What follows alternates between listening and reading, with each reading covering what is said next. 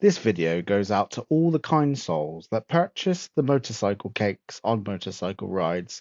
You know who you are, and we appreciate you. Hello ladies and gentlemen, welcome to another YouTube video. It's your boy the Hungry Hornet. Talking of hungry, I've got a question for you guys. Why is it so expensive to go out and eat cake when you're on a little motorcycle ride? What is it about, this motorcycle cake that we get from motorcycle establishments? It's always so expensive, yet so bloody nice. The cake is always so nice at a motorcycle establishment. You also wonder, what makes their cake so much better than everywhere else. I mean, I can think of many places I go and eat cake on a motorcycle trip with a bunch of motorcycle mates. It always goes the same way, doesn't it? You always end up spending like 40 quid on cake and tea and coffee, and all you wanted to do was go out for a little ride. That's all you wanted to do. All you wanted to do is go out for a little tiny ride on your little tiny motorcycle. And it's a shame really, because I think part of the British culture of motorcycling, cake and motorcycles go hand in hand, don't they? They go hand in hand. We always want a bit of cake and we always love riding our motorcycle. I remember I went on a trip recently, and luckily I didn't have to pay for that cake, but I know the person that bought that cake months later, traumatised by the fact that they had to spend £23.50 on cake. 25 quid mine. Go on then, mate. Get it in there. Well done, mate. I know. Whether it was £28 or something ridiculous. Now the question, it wasn't just cake though, was it? It was also coffee. So coffee can be quite expensive, I think. So is it that bad? It was the value there. Yeah, it was. But the problem is, I think it's not like if you go out individually and you buy your cake and your tea, it doesn't seem that bad. But then obviously, motorcyclists tend to have this rule, don't they? If you're going out, someone suggests to go and get cake, just like at the pub, it's done on a rounds basis, isn't it? It's done in rounds. So you get the first round, we'll get the next round. I never get the next round because I just end up making sure I don't go out with that person for another 5-6 months. So the next time they suggest going and getting some cake, it's their turn again, and then they forget the fact that they've spent money on cake last time. That's what I do. No, I'm joking actually. I end up buying cake all the bloody time. So should there be a cake fund with your motorcycle purchase? Is there like a, I reckon dealerships should do, because a lot of main dealers these days have cafes next to their dealer or on the dealer premises, yeah? So I reckon there should be like as a service plan. They should throw in a biker plan as well, like a biker service plan, like buy this bike and you get 30 cakes free as well, Oh mate, you would actually genuinely be excited about that, wouldn't you? It'd be like small print, but not the chocolate fudge. Carrot cake only. I personally wouldn't mind that deal where it's carrot cake only. I love a bit of carrot cake. Love a bit of carrot cake. Big fan of the old carrot cake.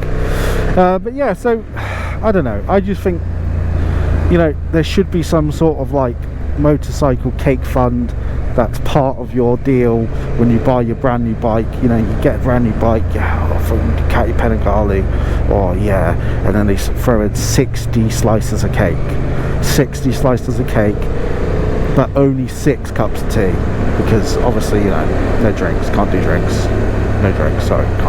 can't do it. There is a very clear trend these days where if you go out on a motorcycle and you're British and you go out for a bit of cake, which is usually on a Sunday, so I don't know if it's Sunday prices as well, but in our area, and our area being Devon, there's not many places that are like open on a Sunday for motorcyclists. So like we used to tend to go out on a Saturday, but a lot of my work chums / colleagues / motorcycle friends,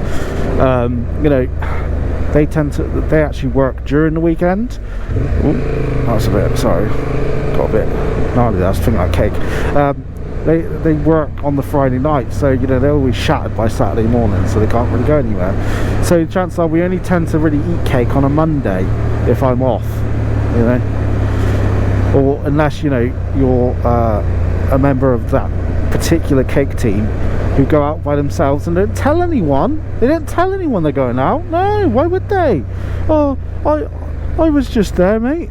Oh, were you? Were you, Martin? Were you just there? And you didn't tell me that you were there. So you went to our place where we eat cake. Didn't tell me you were going to go there, even though you knew I had a service coming up. And we could have eaten cake together.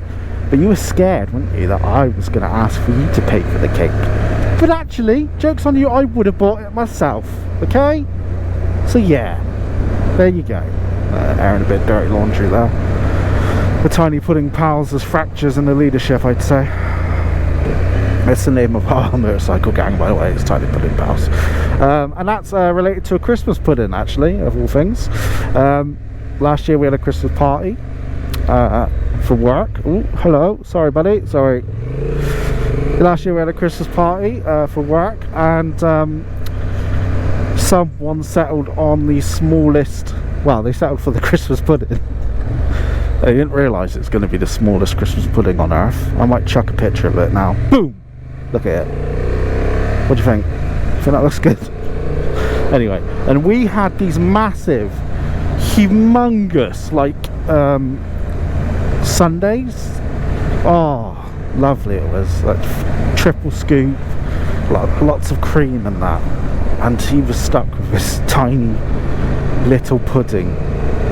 And that's it. That's how the name of our little motorcycle crew started, was the Tiny Pudding Pals.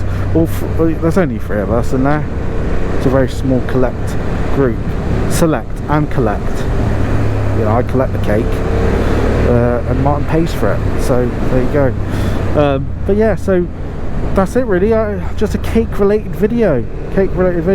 On an opposite note, just before I started filming this video, I ducked into like a sort of like a little lay-by at Crediton Hill. I had a little vape. I was just thinking, oh, it's a bit of a blind corner, I can't really turn back around and go down the hill. But there's no cars there, is there? There's no cars there, it'll be fine.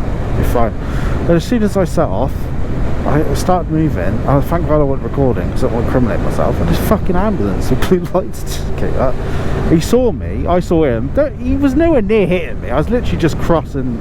It's not my fault that lay-by is in a blind corner, is it? You know, you can still turn right. Yeah, it's not my fucking fault, is it?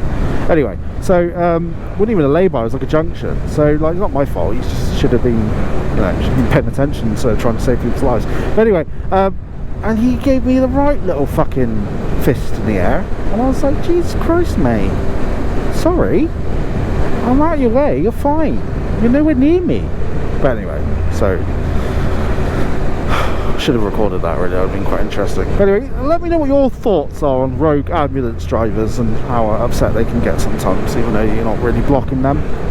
I bet he was thinking, shit, fucking motorcyclists, I could have knocked into him, but I'd have to, because obviously if they're going to an emergency and then they end up smashing into you, they have to stop. They have to stop and operate on you instead, which ain't good, is it? You know? So at least that's one way to get an NHS ambulance to your door, just go on your motorcycle and smash into them. And then yeah, they'll be like, alright, so are you okay? It's like, yeah, actually I rang the ambulance 9 hours ago. I've got like a heart condition. They haven't come pick me up, so I just thought I'd jump on my motorcycle and smash into you, so you fucking come and take me to the hospital, please. It's a true story, actually. I know someone that I didn't even turn up the next day. They turn up the next day, like 24 hours later, and you're thinking, what the hell, mate? That guy could have died. It's ridiculous. Well, God bless the United Kingdom, that's all I've got to say. Anyway, so let me know what you guys think. It's been a bit of a ranty video. Apologies. But cake is too expensive, isn't it? And maybe if I didn't eat so much cake, I wouldn't need an ambulance. Yeah, you know, cake and tea and a 750 is the best combination on earth. That's what I say, folks. What do you say? Let me know in the comment section below. What's your favourite cake? Mine is actually carrot cake. I do like a carrot cake, but I also like a chocolate fudge. Quite into chocolate fudge. And I also like, I mean, I'm easy. I just don't like a Victoria Sponge boring cakes, bruv. Yeah.